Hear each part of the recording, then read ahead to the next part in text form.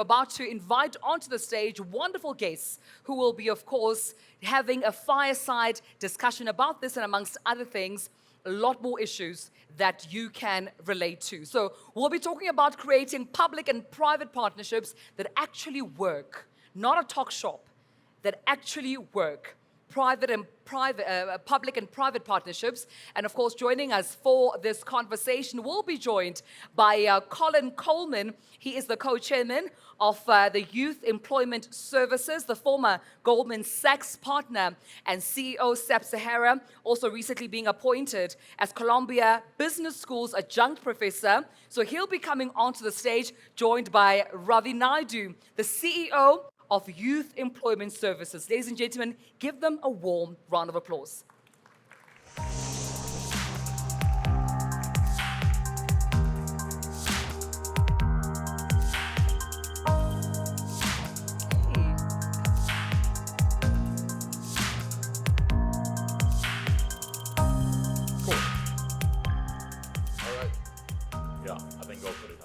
Okay.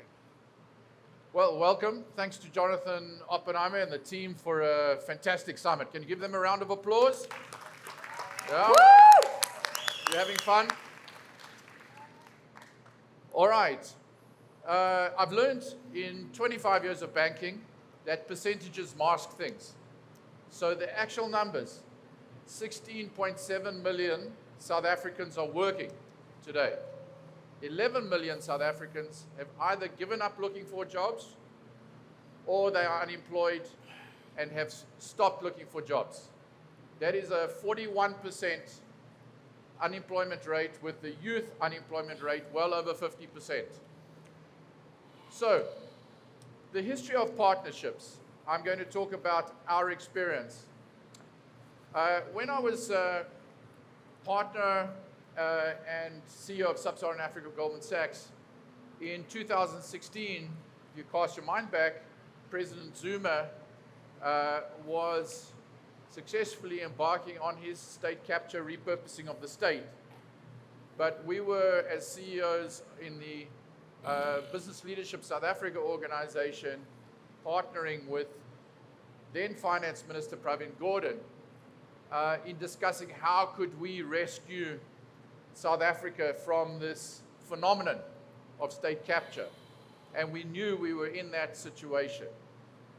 And the CEOs in partnership formed the CEO initiative, and we talked about practical ways. What were the practical steps between government and the private sector that we could, in a sense, save South Africa? You remember the Save South Africa movement.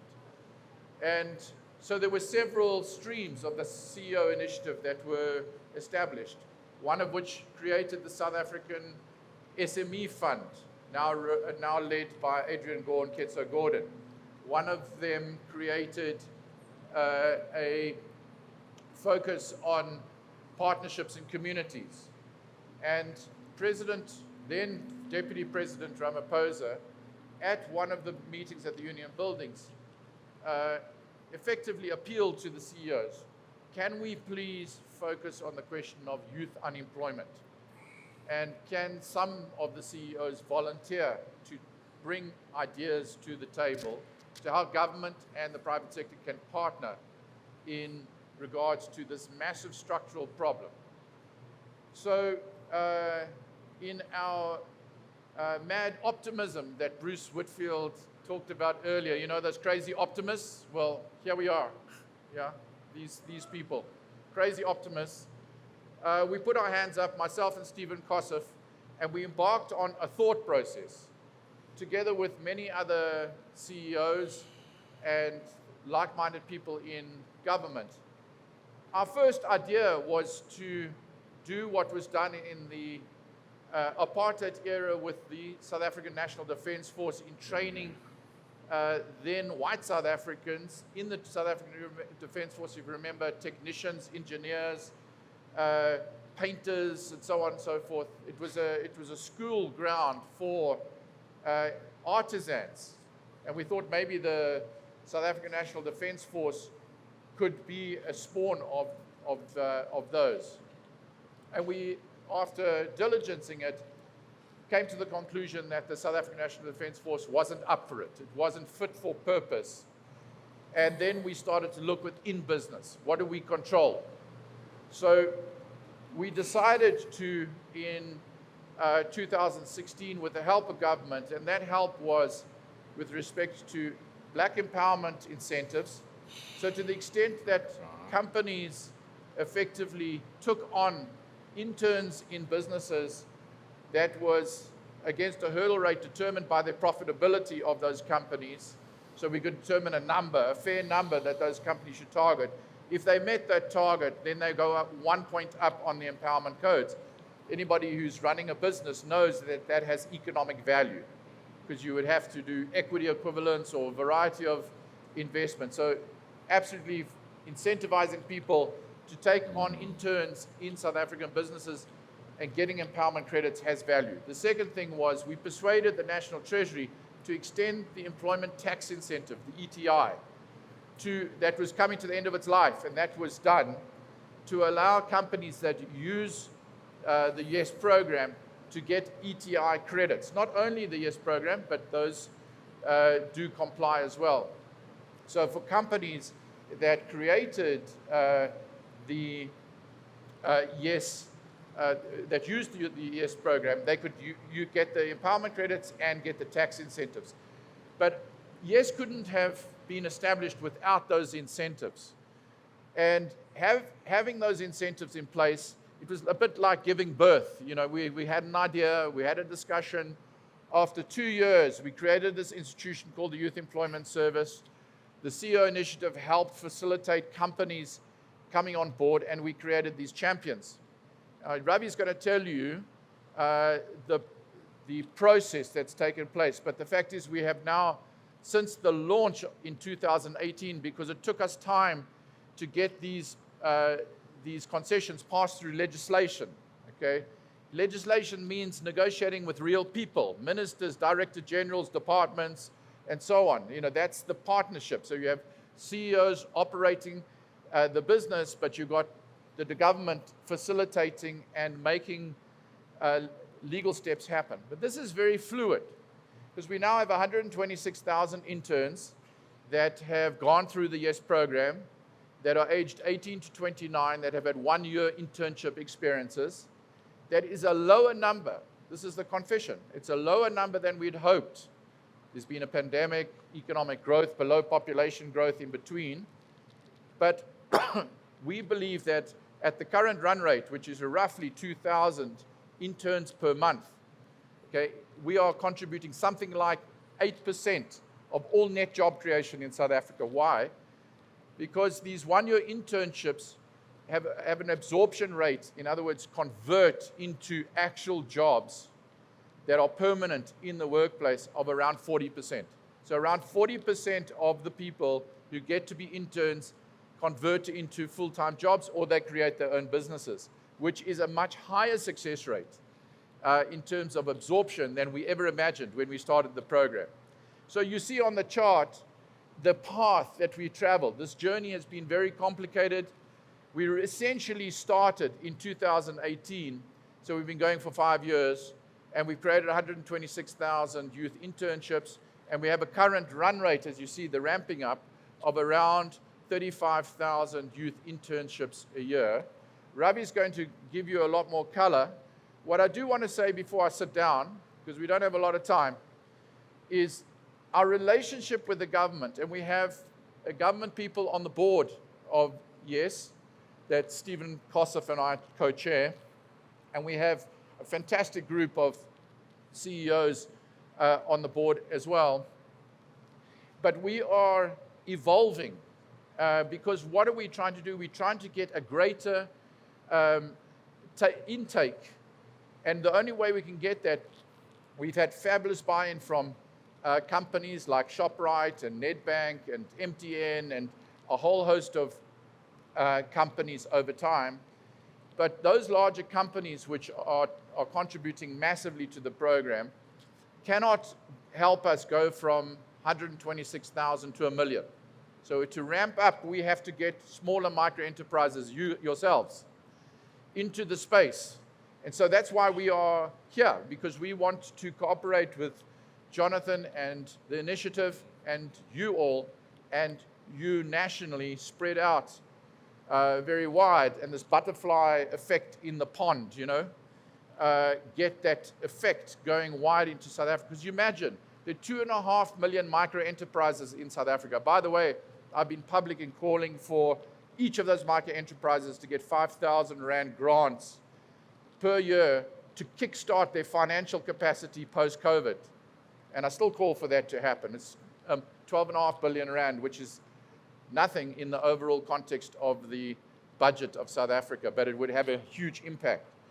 But imagine if each of those 2.5 million micro enterprises just had one person that we all collectively added. That would halve our problem in South Africa of, if our objective is 5 million people getting into employment in South Africa, it's a game changer. So how do we get micro enterprises and smaller micro businesses and medium-sized companies to join YES? That's our biggest challenge. To do that, we are talking to the government about ways of making it easier, of cutting compliance process costs around the black empowerment process for small companies. Thinking about how do we subsidize small companies to come on board. Thinking about ESG criteria. How do we incentivize companies to get ESG credits from shareholders? Things like that. So my point to you is, you form a partnership, but the problem is massive, and it doesn't stop, because we're now 5 years into it and there's some success. It's great to see, but we need to ramp up, and to ramp up, we need to stay dynamic. We need to stay fluid. Our government partners, have their own pressures. We need to keep them on board and keep them moving. And so this is what the journey is that we're on, and we hope to partner with you. We'll come back later. All right. Thanks very much, Colin, and also very good to be here. So I think, as Colin was saying, what is the Youth Employment Service really trying to do? So we are taking young people from very disadvantaged backgrounds, but they have potential, and we're putting them into their first work experience with the private sector. That's really what we're doing. We're taking young people from very disadvantaged backgrounds. They all have potential. We're putting them into their first work experience, fully funded by the private sector. So it's supported by the government from the point of view of it's a collective cause, but it's 100% funded by the private sector. So that is what's quite distinctive. So think of it like this, okay? There is a household, everybody's unemployed. It's quite common. Multi-generational, the grandparents are there, they're also unemployed. The parents haven't had a job. The young woman in the family joins YES. She's one of those lucky few who get the Bruce Whitfield lucky break here. In our program, she becomes a drone pilot, a commercial drone pilot. 12 months with us, 3 months. The first 3 months is you get a pilot's license. The next 9 months, you're flying those heavy drones. The social mobility that she gets is massive. I don't need to sketch it out. You can see that. So for her and her family, massive. If there's anyone here from SARS, from a future taxpayer, huge. From anyone here who understands the sectors that need commercial drones, from film to security to agriculture, this is the kind of supply you need of skills and talent. So massive impact. So that's just an example of one of the sectors we're doing. So we are running the biggest drone pilot program for young people in the country. So that's the idea. So the idea is we're putting people from very disadvantaged backgrounds, they get into these opportunities, and then they have the impact. So where are we? Okay, so as Colin said, we now have started to really accelerate. Last year, we got 30% more than the year before, and in total, 127,000 people in the program. Last year alone was 32,500, which makes it the biggest 12-month jobs program in the private sector and the public sector. Right, so that's fantastic. And as I say, we're really finding very bright sparks for this. So for instance, we run the Famous Brands program for baristas, which I think is probably as exciting as drones. 190 posts that we have available, 17,000 people applied in the first hour. We had to stop the clock. So there's a huge supply, and I tell you what, even the people who we couldn't get in, there were so many that were so super high potential, and we looked for ways to put them in. So as I say, it's funded by the private sector, 100%. We are sitting with the biggest pool of private sector sponsoring companies for any social impact program in the country, 1,586. So again, as we sit here, we think, well, there must be a way we can connect this pipeline of very talented youth, pipeline, or let's say this database, or this platform of high social impact companies together. So we're almost becoming a curator of impact programs. And most of the youth in our program are coming from households that are receiving social grants. So they're means-tested households. 53% of the youth are coming there are from those households. And as Colin said, a very high percentage, when the program ends, are either absorbed by the company, whether it's Volkswagen or famous brands or some company you haven't heard of. They get permanent jobs there, or they get contracts. We're not counting things like gigs and all of that, which I think are important, but that's something obviously we'd want to count in future. We are a very regulated program, so we have to give DTI very confirmed figures. But what is interesting, and probably the one thing that really, Colin and myself said, when Nico said, you guys must come to speak at the conference, we said, the thing which we have in common here is that when people are in our program, we find something quite interesting that happens, which is that 15% of all the youth in our program, when they're with us, because now they're getting a salary, they're quite comfortable to go and start their own business. So I'm working with Volkswagen, but I also want to be in my own business. So now I'll start a side hustle, I think that was the other term, business. I'll register with my friends, CIPC. So we're finding that 15% of 127,000 people have set up their own business while they're with us.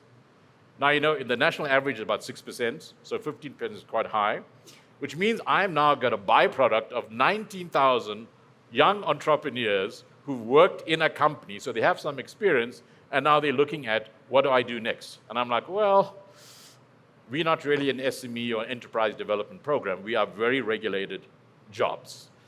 So we are very focused on collaboration and partnerships, so we now look at, well, who can work with us? What sort of platform of partners can we put together so that this pipeline of very talented people can really go to the next level once they leave us?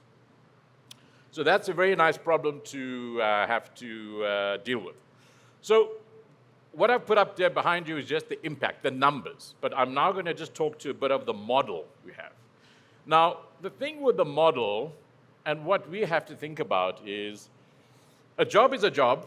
Of course, we want as many jobs as possible, but we also have to think about how the jobs are being future-proofed, right? How are the jobs being future-proofed? Because we know, and we spoke about this earlier, the way in which technology is actually coming in and being introduced, from AI to biotech to all kinds of things. All jobs all sectors are going to change, and most jobs are going to be affected. So we have to prepare people not for the labor market of 1965. We are now preparing people for the labor market of 2065. And the news is 2065 has arrived a bit early. So I don't know if those of you in Santony went to Zara, the clothing store. There's no cashiers there anymore. I think there's one person there, and we're like, well, that's a bit of a shame. There's no cashiers. But the same thing is happening in all different industries. So the youth in our program, so we are now looking at jobs, sure, but let's also try to prioritize placing people into jobs that are facing the future. So that's why we're looking at a lot of opportunities in solar PV. Can our young people be able to be involved in installation and repairs, assembly, linked to the green economy program? I mentioned the drones. We're doing a lot of work on tourism. Things which have, things which will have a future. Things with strong social dynamic requirements like tourism, baristas, health. We have just launched a couple of weeks ago the biggest program for AI on the continent with Microsoft. I think some of you would have seen that, where every one of our alumni and the next 3 years worth of youth intakes are also going to be given different levels of AI training. So, a job is a job. Even if you came and worked in a supermarket in the warehouse, there is going to be technology that's going to affect that last mile delivery and logistics. So the young person who joins us, even if they have no background, they're going to have some exposure by the time they finish with how is my job going to be affected by AI. So when there is restructuring happening in the distribution and warehousing subsector, many of these youth will be better placed to already understand some of these changes. They'll be the ones who stay behind, and they'll be the ones who can maybe kick on and start the new tech-savvy distribution warehouse businesses. So the 127,000 jobs which we've done is a good number, but I often get asked, and we get asked, yeah, but what about the other 6.5 million people? What about them? Who's going to create the jobs? And I was listening to the last session where people were talking about very state-centric programs and so on. So yes is the opposite of a state-centric program. When we do 30 to 40,000 youth a year, which is a big number in the total number of youth jobs being created, our focus is it's not the government that's going to come and create 7 million direct jobs. What we want to do is empower all these youth now to be themselves the game changers. We want them to be the ones, like the drone pilot who's going to employ 4 people or 5 people, we want them to be able to be the employers and the catalysts. So when we were talking earlier about, let's get people to be catalysts and game changers and luck, everyone in our program is one of the lucky ones. So we say, okay, you are lucky. Now, how are we going to help you go on to be the catalyst that South Africa needs? Just like the Nando's that started, in Berea with 2 stores, how many of these people in 10 years' time will go back and will be telling you a story at one of these conferences? I started at Yes, and now look at me. I've done this, I've done that. So our focus really is on finding, and we do that with partners. If you look at the left-hand side of that, we work with our partners to identify the most high potential youth in different programs. So some of the partners are also on the boards here earlier, Harambee and NBI and all of that. We have the biggest portal of youth in the country called sayouth.mobi, which you use. Then we actually work with corporates to find the youth that they want to bring on. Let's say it's a mining company, they have particular areas they focus on. Then we might work with some of you here from the Futures Trust, and we'll say, okay, we will create something where we can channel the best people that we can find in a way that they can get access to these opportunities. Then we also curate these sectors and the 1,500 companies to say who can absorb, where do you need the supply of talent, and so on. And the third part of the equation that really brings it together, because we are not a CSI program, right? As Colin said, we have a particular incentive that companies can get, which is the B incentive. But we're going beyond that. So we're saying, okay, many companies don't really need B anymore if you're B level 1 company. What do you need if you want to be international? You have to have a very strong ESG score, right? Your asset manager wants to know, what are you doing in terms of your social impact? So yes, it's very much a social impact program. So we use the same measurables we use for VE scores. A company can use us for their social impact, for their ESG.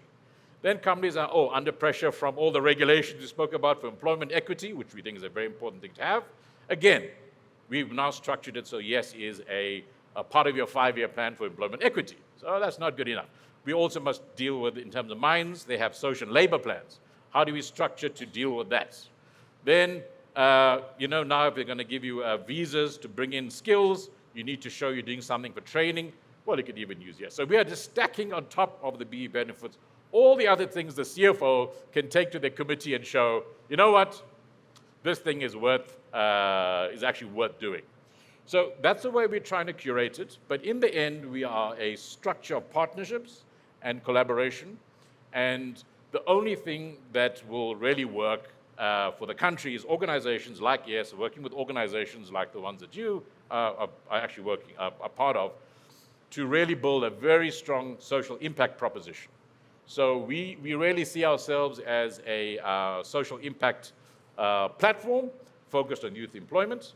And I think, Colin, maybe I'll just hand over to you as well, because, the issue is really how, youth employment is dealing with a socioeconomic risk, a material risk for business. And this is an important contribution, just one contribution towards that. So, Colin, I'll let my chair say the final wise words. Well, thanks very much. I mean, just to be very clear, we don't have any illusion that we are the magic fix to the unemployment problem. But each one of us needs to do what we can. We want to unleash economic activity. We want to unleash entrepreneurial activity. We want to be part of the solution. We know that if we're doing roughly, let's say, 40,000 internships, maybe ramping it up to 50,000 internships a year, and there's 40% absorption rate, it's not offsetting the new people that are coming into the economy. But for the 40,000 people that we touch, we're changing their lives. So we will keep ramping up as much as we can. And then we're looking for ways to leverage. So one of the things that Ravi hasn't told you is because of the model, the business model, we generate cash, and we are generated significant amount of cash which we are looking to lever in a smart way by facilitating financing at points which create employment with our yes partners. One of them is, for example, the Oppenheimers are doing great work in lending to 10,000 businesses. If we can partner with those 10,000 businesses in some way to create internship capacity, we would do that. So we're looking for ways to collaborate with everyone. So this is a way of us leveraging the effect of the Youth Employment Service. It's not, as I say, the magic quick fix for South Africa's problems, but we have to keep at it. And we're going to work with you and work with everybody we can to make it happen. All right, well, thanks so much. I think we've run out of time. All the best. That's good.